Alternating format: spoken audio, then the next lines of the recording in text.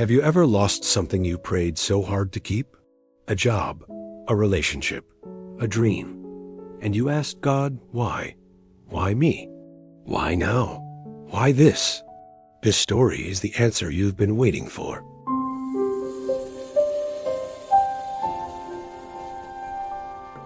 Before we begin, think about the worst thing that ever happened to you. The thing you didn't see coming. The door that shut in your face. The prayer that felt unanswered. Did you ever think maybe that was actually God protecting you? Maybe that closed door was never yours to open. Because the man in this story lost everything. And it turned out to be the greatest gift of his life. His name was Karan, 34 years old, sales manager at a good company. 6 years of hard work, consistent performance, never late, never absent. He had a plan for everything. By 35, a promotion. By 37, his own home. By 40, secure and settled. Safe. Karan was a planner. He believed if he worked hard enough, life would cooperate. He believed effort guaranteed results. He believed God helped those who helped themselves. He was about to learn something deeper than that. One ordinary Thursday morning, he got ready like any other day.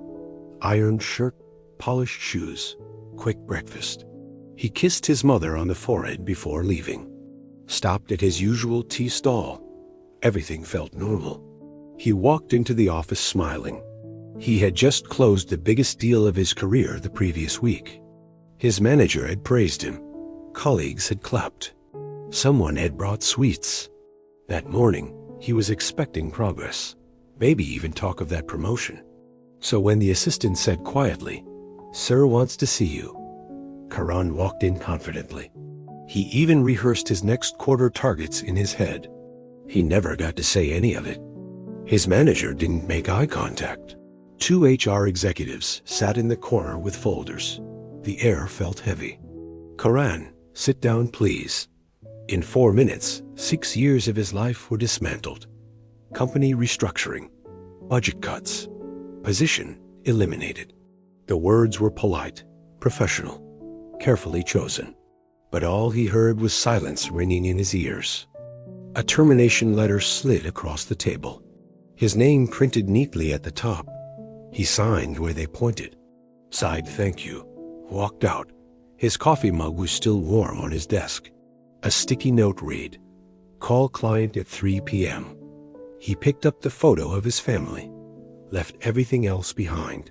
The parking lot was loud and bright. The world outside hadn't paused for his loss. People laughed, bikes honked.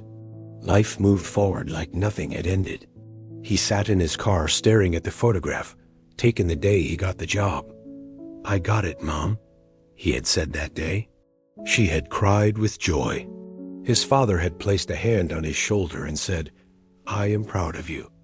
Now, 6 years later, tears fell quietly onto that same photo. 6 years of early mornings, late nights, missed festivals, skipped dinners, gone in 4 minutes. The first week was shock. The second week, anger. The third week, fear. EMIs, family expenses, an unwell father. Savings that would last 4 months at best. He applied everywhere. 50 companies. Dozens of interviews. No offers. Every rejection felt personal. Every night felt heavier than the last. One evening, his mother found him sitting alone in the dark. She didn't speak at first. She just sat beside him. Then she said softly, "Do you remember crying for that red bicycle when you were 8? He nodded. "You thought your life was over. And then your uncle surprised you with a better one. Blue, with gears." She squeezed his hand. "You couldn't see it then. But God could." Those words stayed with him. 2 months later, an old college friend called unexpectedly. "I'm starting a small business. I need a partner, someone I trust." It was risky. No guaranteed salary. No safety net. Everything his careful plan would normally reject. But this time, he said yes. The first 3 months were brutal. No income. constant uncertainty. He prayed every night, not for success, just for clarity. If this is right, open the door. If it isn't, close it. He stopped trying to control everything. That changed him. By month 4, they landed their first major client. By month 6, more followed. By the end of the year, the business was growing. Real revenue, real stability, and something new: ownership, purpose. Exactly 1 year after losing his job, a former colleague messaged him. The company filed for bankruptcy. Everyone was laid off. No severance. Karan sat very still. If he hadn't been let go that Thursday morning, he would have stayed. He would have waited, planned, trusted the system. And 1 year later, he would have lost everything anyway. But now, he had something of his own. He looked up and whispered, "I didn't understand." But you did. When life takes something from you, it doesn't feel like protection. It feels like punishment. It feels like silence, like abandonment. But closed doors are not rejection. They are redirection. The pain you're sitting in right now is not the end. It's the setup. You are not forgotten. You are not abandoned. You are being prepared.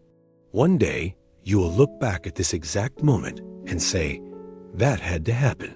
Because God never takes something away without something better waiting. He only asks for one thing in the meantime: trust, not proof, not answers. Just trust. Because the bicycle you're crying over right now is nothing compared to what's coming. So if you're in that painful place today, hold on. Not because everything makes sense, but because everything is being handled by someone who can see further than you ever could, and he has never once let you down permanently. If this story gave you hope, share it with someone walking through a hard season. And tell us, has a closed door ever led you somewhere better?